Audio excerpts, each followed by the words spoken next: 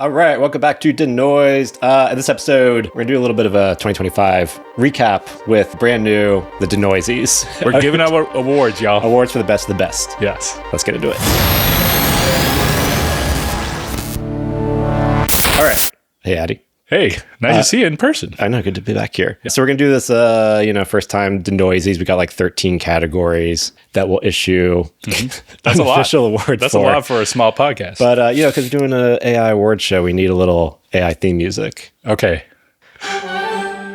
Welcome, folks, to the future in filmmaking. Step right up. The past year, packed into one shiny podcast episode. Hooray for the Denoisies, the smartest show in town today. We've got the bots that draft your video. Should I stand up and march? You may bring your top hat and and cane and start dancing. Was that Suno? That was Suno.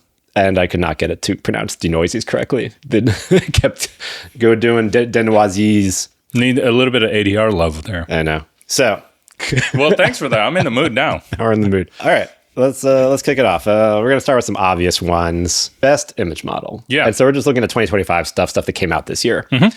What do you got? I think I know. We're plugging down. No, you actually don't. I don't think so. Okay. So no shade to Nano Banana Pro, which obviously is a really good model. But I think the best image model for the community, for the creators, for the filmmakers, and the one that'll move things forward is Z-Image. I was expecting something like that. Okay, we do also have open source categories too, but obviously this is the best model. This is your pick. So yeah, okay, yeah. Z-Image. You think Z-Image was the best one? Yeah. So as models are getting heavier and heavier, bigger and bigger in size and complexity and all that, you still need a model that's lightweight enough to run locally and one that hobbyists like you and me can run and experiment with, can build custom models for, can fine tune. And these are the things that make somebody that's just sort of messing around with AI into like a bona fide AI professional. Because then you learn the inner workings of what the neural network is and how you can tweak it, what CFG you need, what steps you need, how many LoRa's you can run concurrently. And it's like working on a 1965 Mustang. Like, that's how you learn about cars.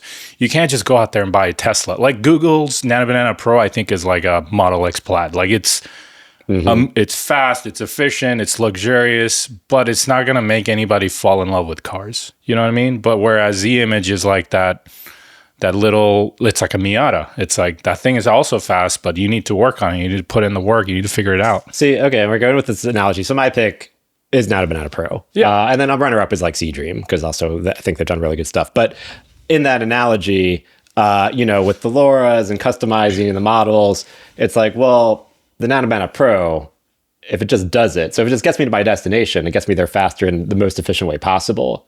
So like, we're still getting to my destination. You're like tinkering with your car and like, you know, having fun doing it. Wrenching it. Yeah. But we're both getting to the destination and like, I'm getting there. Yeah.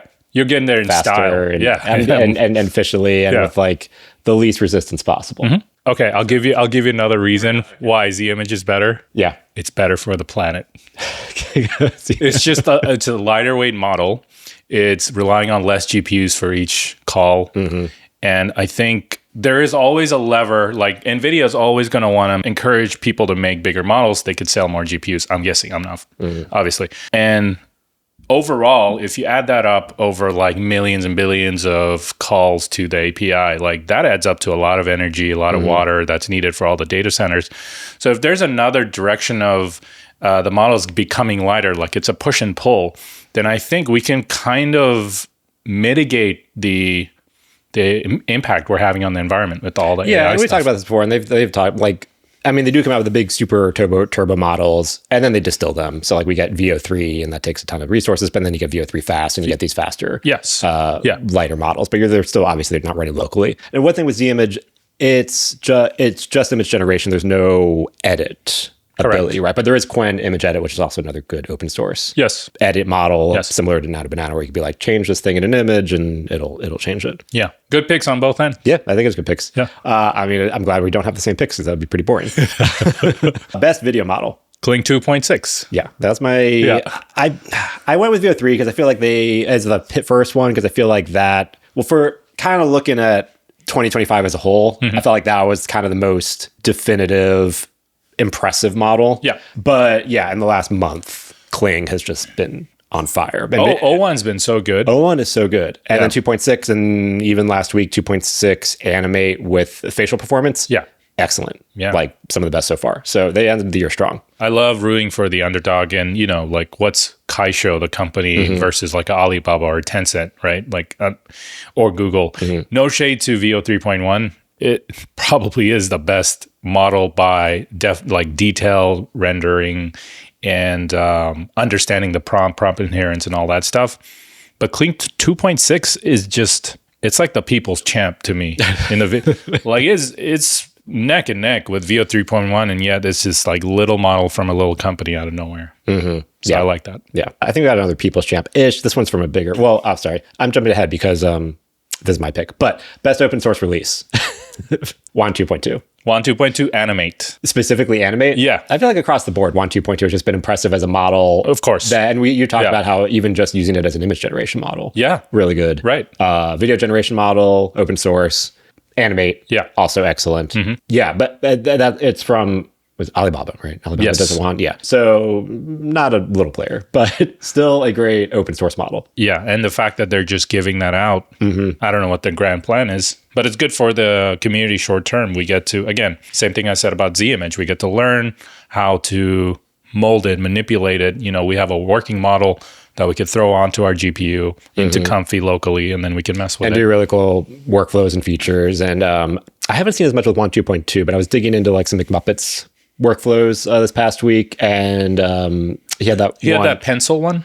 That's a new one. Yeah. Okay. That one. And that one, it's kind of, the workflows were a lot simpler than the other ones because it was a lot of just use Meta's SAM 3D. Oh, he uses that to just extract to do the masking. Whereas before, a few months ago, with his workflow, it was sort of like a Runway Olive-y thing, but I thought that was better, where you can shoot a real footage and your actor's holding on to stuff, and then you kind of replace the environment with AI, but keep the actor the same. Yeah.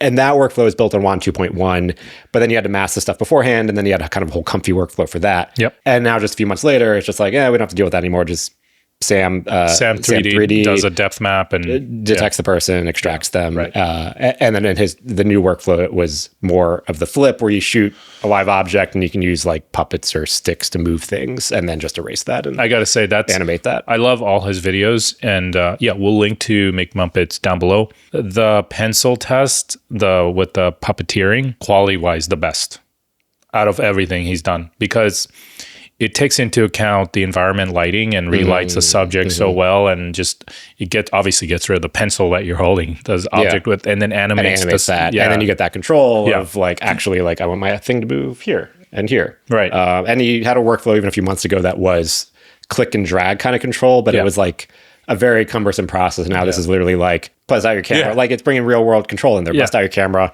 move the Puppeteer, thing. And then just make your film. If somebody was to make Honey, I Shrunk the Kids today, like, that's the workflow that would go with. Yeah. No, I wanted to build like a big giant bee that they could ride on a green screen, blue screen. All right, next category, biggest AI comeback. I would say OpenAI Sora. Okay. How do you see where? So they were the first to the video generation market, at least here in the US. Like that was like the first big splash. And then they went away for a while, and then we had VO2 and all these other models, and the Wands and the Klings, and then the app dropped with the meme creation capabilities. Yeah, Sora 2. That was pretty damn good. Yeah, capability wise. And then I never really used Sora 2 as an API function too much, but from the results I've seen online, pretty impressive as well. So yeah, they kind of had first place, lost it, came back to pretty close to first. I don't even know how I'd say they had first place. They had first place in the zeitgeist when they teased Sora. But then we talked about this before. They sort of like announced it, showcased it, and then didn't release it for months. And by the time they did release it, it was like we had Runway and VO and all these other models. And when they did release the first version of Sora, it was like, okay. Oh. Okay, cool. Yeah. But Sora 2, that did take over the conversation again this year. Okay, what about for you? I said Google. I mean, at the beginning of this year, Google had their model was like Imagen. They had Gemini 2, which was like, okay. I don't even remember if they had a video model. And if they did, it was on no one's radar. Yeah. And then in this year, Nano Banana, Veo 3, Gemini 3. Yeah. Like just across the board dominated. They have just it's like the Chicago Bulls in 96 or whatever. It just they felt out of all the big tech companies, it felt like they were a bit asleep at the wheel for AI, but then they just like had this massive comeback this year. And are now have like leading models in just about every category. Well, the video model Veo has been in the works for a while because and I could be wrong about this, but I believe a lot of the Moon Valley people that are building the Mari model are ex-Veo people. Or they're ex-DeepMind, right? Yeah. And then, And well, I mean, it's Veo 3, so I mean, I'm sure there was a Veo 1 and 2. Veo 1, so like I think that part of that team is an offshoot of... Yeah, so not saying it wasn't in the works, but they shipped a bunch this year. Yeah, and we only cover film and television applications. Like, you know, DeepMind is also cranking out world models, Genie. I'm sure they have autonomous driving capabilities somewhere in there, physical robot stuff. I mean, they also have Waymo that's just vacuuming up. Is Waymo under DeepMind? I don't know. I don't think it's under DeepMind, but it's Google. Yeah, no, they're doing their thing. Yeah. They're getting the data. Yeah.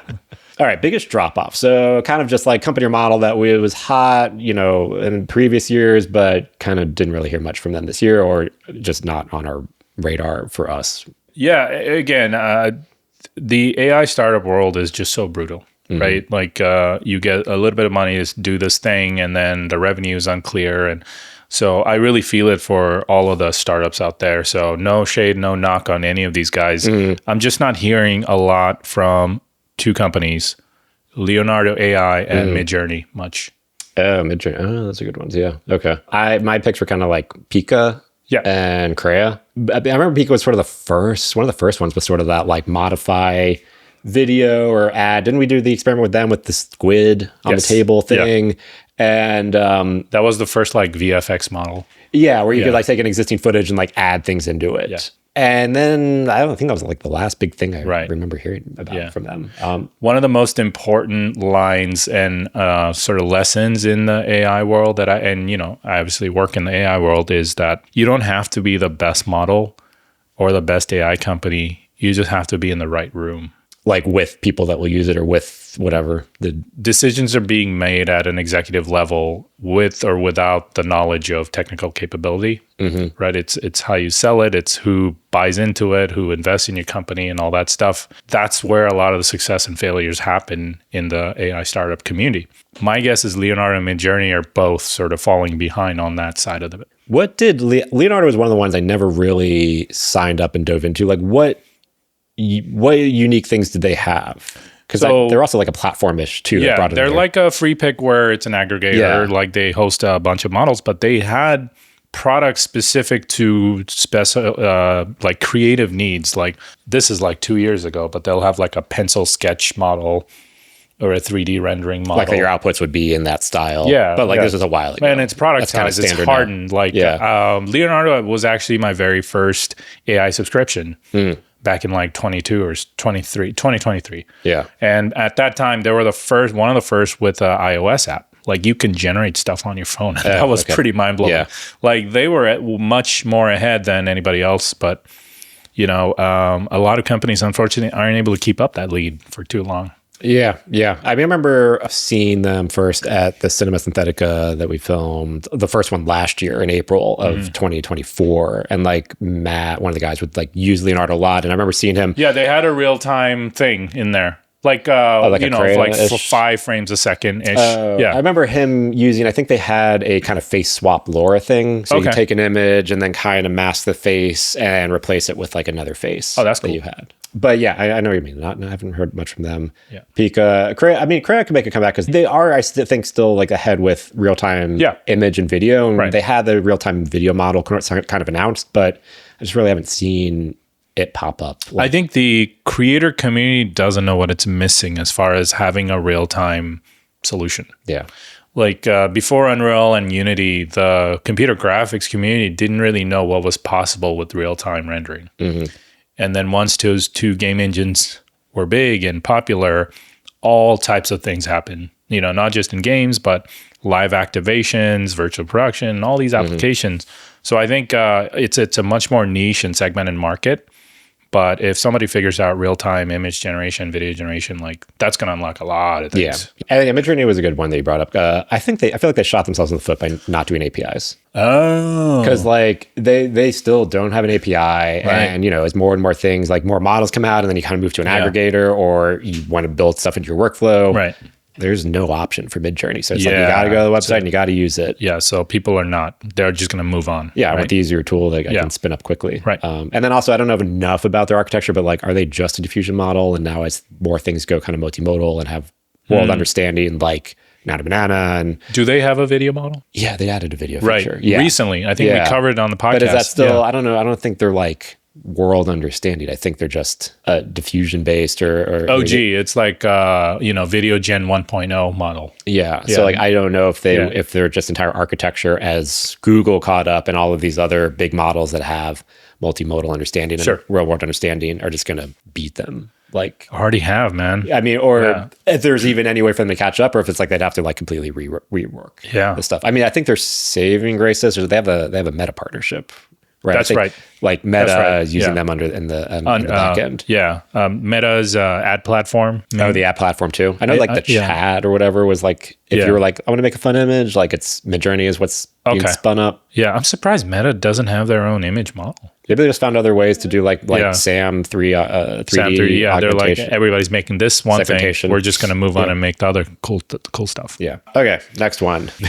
Most overhyped story. I hated this one. And stand by it. Tilly Norwood. You can't say this one because you fed into it, because you contributed to the noise around this one. I did. We did together. You asked the question to Xavier, and I was like, at 2, Addy, we're gonna bring this up in our Wonder. Yeah. You're like, at 2:00, Addy? Well, we're trying to wrap this up. No. Yeah. Look, I know what I think about it. I'm really curious to know what leadership in AI world think about it. And also leadership in the film and TV world. Everyone thinks this thing is ridiculous except for Variety and The Hollywood Reporter and Deadline. I mean, hats off to whoever the hell their PR agent is, because they did a killer job over getting it up to a non-story into this ridiculous story. It's so bad. Yeah. And like anybody that works in the AI stuff knows how easy it is to create a synthetic human and keep consistency. Like, to make a Tilly Norwood would take me like 10 minutes. Yeah, I mean, purely because they called this an AI actor. Yeah, they they ruffled everyone's feathers. Yeah, but this thing, I mean, even when you went to the website, it was like the most ridiculous, stupid trailer hype reel stuff. Yeah, she was like absolutely How useless. to Train Your Dragon ripoff with her in a there's absolutely Viking nothing vest. in there that would qualify as an actor thing. This thing is ridiculous. Okay. What's your most overhyped story? It was Tilly Norwood, and you weren't allowed to steal it. But damn it, sorry, dude. No, it was that I had two other ones. I mean, Tilly Norwood definitely takes the cake, but I wouldn't say this was unnecessarily overhyped. But DeepSeek ended up kind of, that happened sort of in January, and people were freaking out. It ended up not being it really didn't have much of an impact at all. But I think it was appropriately, maybe overhyped at the time, but appropriately hyped immediately. I mean, NVIDIA stock dipped right away. Like they lost billions in value right away. I mean, people, thought, oh, look, we can replicate what's taken all these companies like billions of dollars, super cheap. It was $6 million to make. But then we actually really don't know what happened. Was it a novel new architecture, or was it just a distillation of ChatGPT? Probably distillation. I mean, nothing. What else has come out of that since they first launched? Like, we have a really DeepSeek's available. I know it's available, but like it hasn't really had an effect on the industry. Like, it didn't. The only effect it had is that it made people doubt: do we need bigger and bigger scale? Right, but then that also didn't slow any of the scale down. No, so like nothing has slowed down. It was on my radar. The other one, the Trump movie tariffs.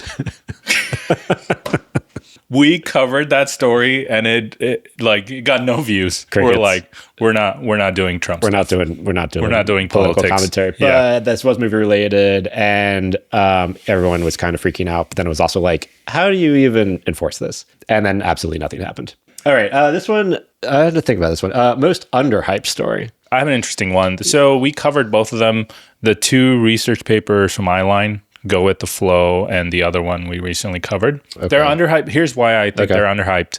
There is, obviously, Netflix is the biggest mover, the biggest shaker in the industry, if not one of the biggest, right?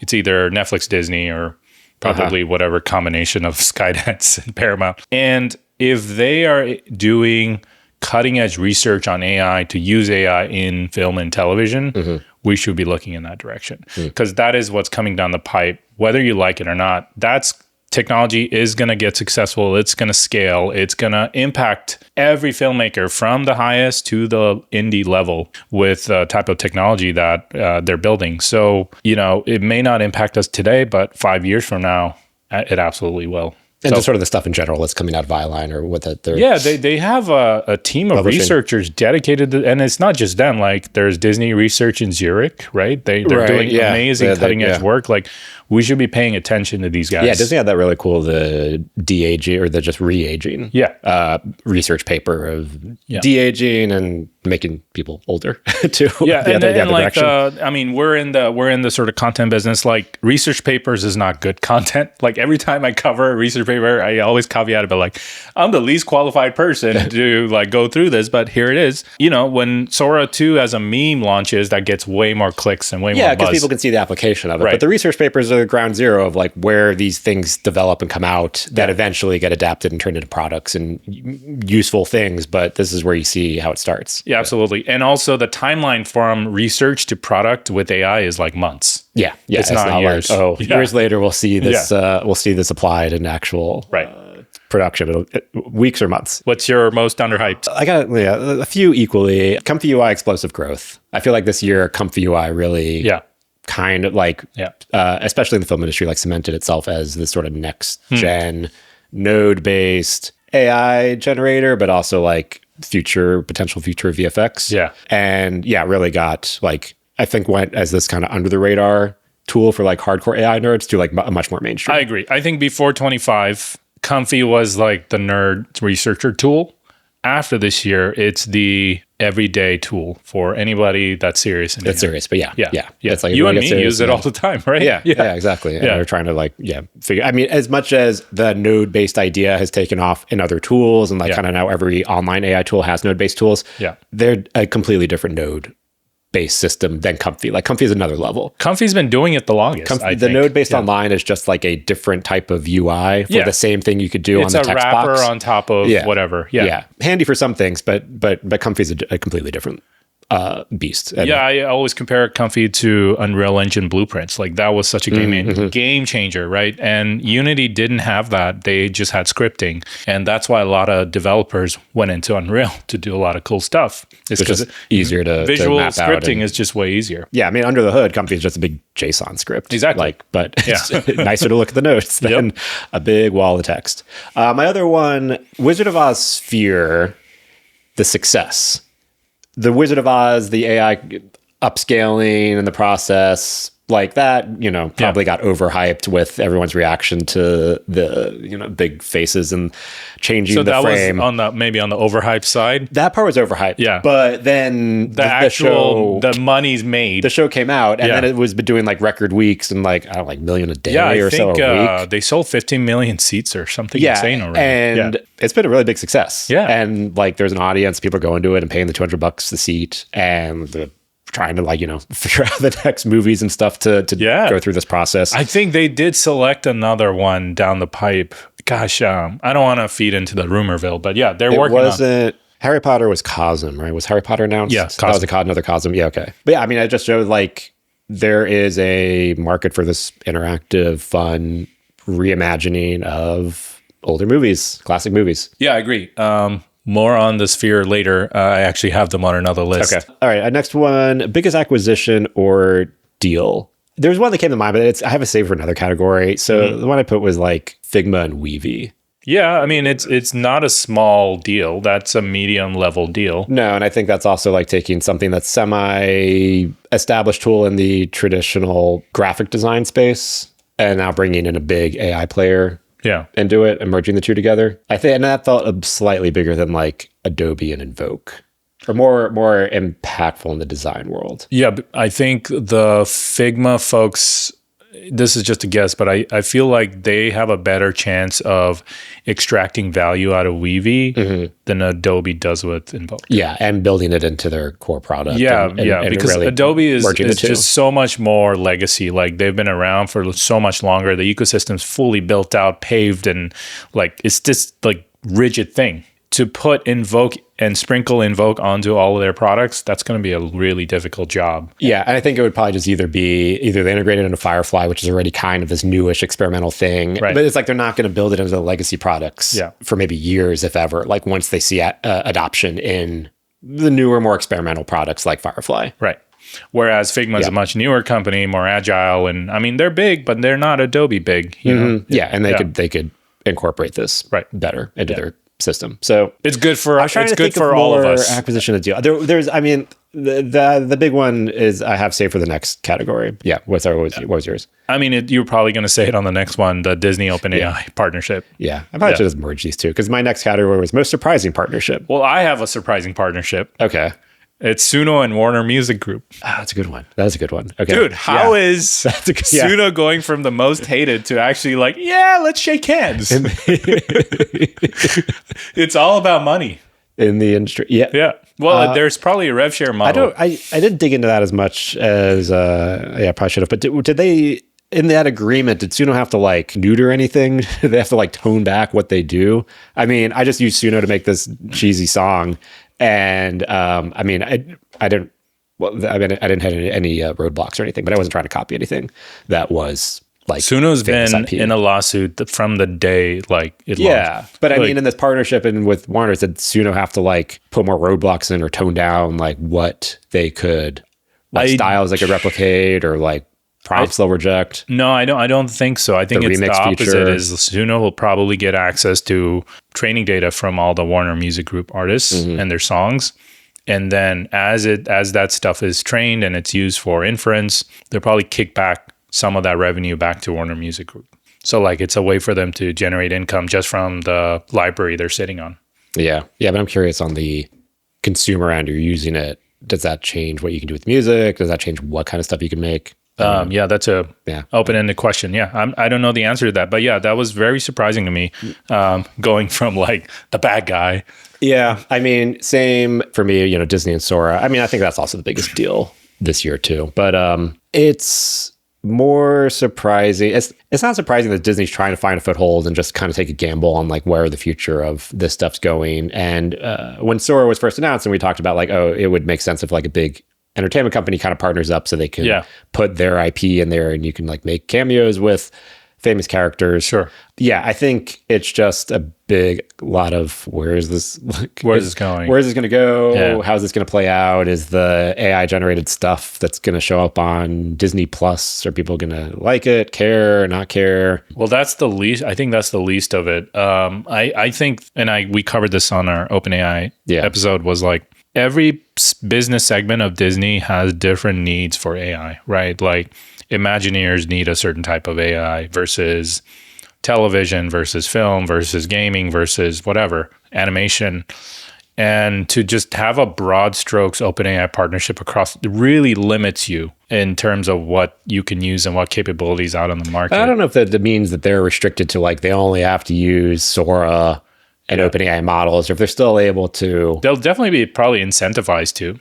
Yeah, and I mean, they'll have access, I'm guessing, to their developers, maybe make custom solutions and stuff. But I would guess if it's like the R&D or ground level stuff at Imagineering or Disney, that they're just messing with everything. Yeah. I don't know what the actual intent for Disney is in partnering up with OpenAI. I thought it would have been Google. Like that made more sense to me. And then the day after we recorded the episode, I found out about the Google lawsuit.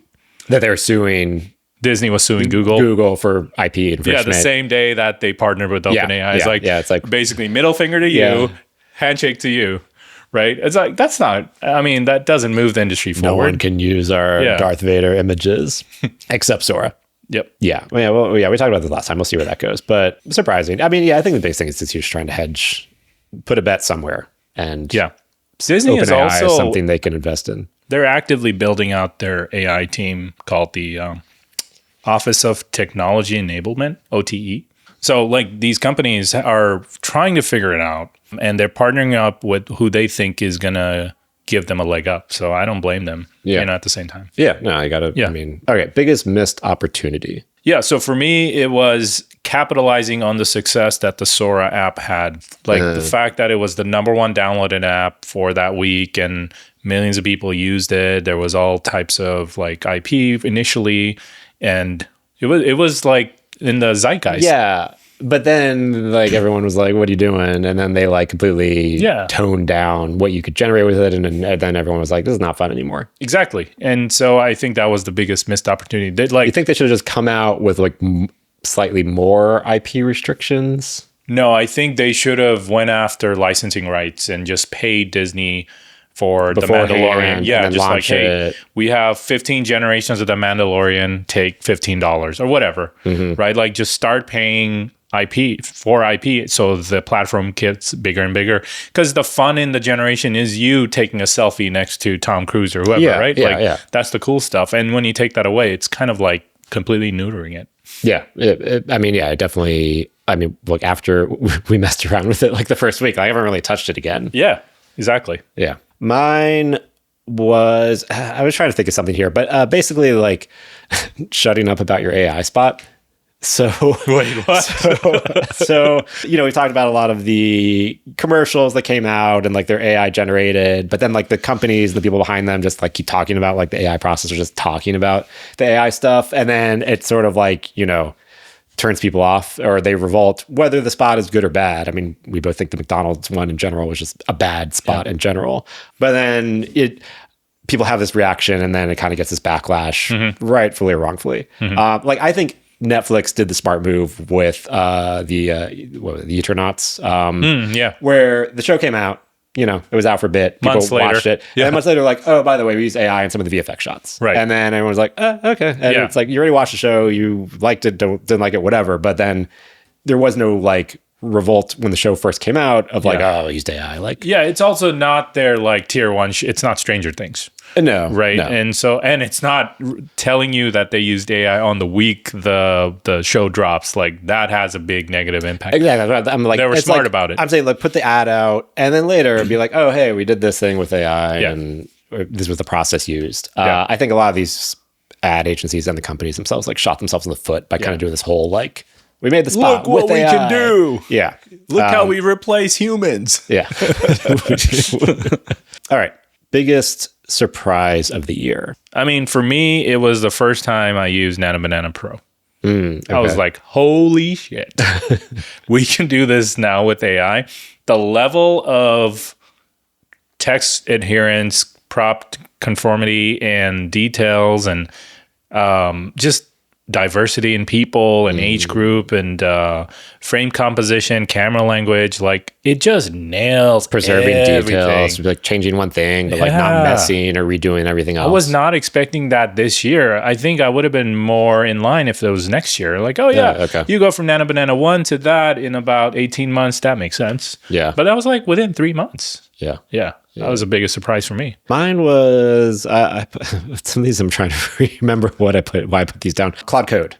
Oh, sure. You tried it. I tried it. I use it a lot now. And like just as like AI, well, like Claude's models I've always been a fan of, but then just AI that can run on your computer and like actually do things with files and like rebuild stuff, or just like AI chatbot, but like turbocharged. Yeah, and it's got a UI, a developer environment, and you run it in terminal. They have been moving it. There is a Claude Code now in the Claude desktop app. Okay. And it can do some things on your computer. So they are kind of expanding it to make it a bit more user friendly. But I mean, just out of like most kind of powerful unlock for AI, like Claude Code has been really cool. Dope. Yeah. And that was a big surprise to you. You're like, I can do this. I mean, the things I've been able to do, I was like, oh, this is great. This is, I can see where this is going. I haven't messed as much with cursor and stuff yet, but that the direction of software development tools, but like making tools more accessible for like non-coder people, where it's just like, I want to spin up something to just like an applet that can do what I want to do, is getting better and better. I have yet to mess with any kind of AI assisted coding. Maybe I'll just like kind of be forced into it. If it's not Claude Code, I think eventually something like even ClickUp, which we used for like task management and all that stuff. They just acquired it's not I forgot the company name. It's sort of a cursor, like a lower level cursor, but like their plan was just like, oh, like in your workspace now you could just like describe applets you want to build that'll like manage your tasks or do things for you. Wow. So I think that's where it's coming. Things are going. Yeah. Which we'll talk about in the next episode. Biggest disappointment. I mean, ChatGPT 5. Yeah, same. Oh, really? Like, you guys, AGI is coming. I mean, I think also what they set themselves up with like the hype for this thing coming. It's Malman tweeting the Death Star, which also like, what did that mean? But, and then when it came out, I was just like, okay, it's a little bit better. It is better. Yeah. I mean, it is better. It's not like anything that's blowing anything out of the water. I love how these models, and not just ChatGPT, but across the board, Gemini, and they never say they don't know anything. Oh, yeah. Like you ask it something really vague and niche, and they're like, actually, yeah, I think it's blah, blah, blah, blah, blah. You're absolutely right. Yeah, they're very confidently incorrect. Yes. Yeah. Caught them several times. So one of the ones, so I was trying to fit a few 5-gallon buckets of paint in my car. Okay. So I gave ChatGPT the model of the car. I said 5-gallon paint bucket, not the little ones, the big ones. They're like, that's not a problem. You can fit hundreds of them. What? You should have listened to it. Yeah. Also, speaking of accuracy of the LLM models, went in on the Powerball with some friends, which was up to whatever it was, 1.6 billion. Yeah, it was big. And so I asked every model. I said, "Give me the winning Powerball numbers." Oh, that's a good use of AI. I love it. And I did a test. I had Gemini, Claude, and ChatGPT, and none of them were correct. Did not win the Powerball. So you're blaming AI for not being rich. I love it. Claude probably had the best where it's like, that is statistically impossible for me to predict, but I can give you some random numbers that you can At least it was honest about it. Yeah. ChatGPT's like, you've got this, Joey. Here it is. All right. And last one, funniest AI fail. The McDonald's commercial. Okay. You have the same? No. Oh. I remembered I meant to look up the video. And mine was I don't remember if you said this to me. Mine was the ChatGPT prayer. No, I didn't send that to you. I don't even know what that is. Filling and filling our hearts with hope and inspiration. May we also pray. Feel free to modify this prayer or tailor it to your specific needs and benefits. That's way better than the McDonald's commercial. All right, you win. I was thinking of like, well, there are all those other examples too of like lawyers filing briefs and citing cases that don't exist because they use ChatGPT. But yeah, that's what is a woman reading a prayer at church, and then one of the ones that I saw was ChatGPT gave Hail Mary, Tupac's song, as a prayer. It's very explicit. No, I didn't see that one. Yeah, so that's my favorite film. Awesome. Links for everything we talk about at denoispodcast.com. If you have any comments on what you thought 2025 offered, and if you have any sort of color to add to our picks, comment down below in Spotify, podcast, or YouTube. Would love to hear from you. Thanks, everyone. We'll catch you in the next episode.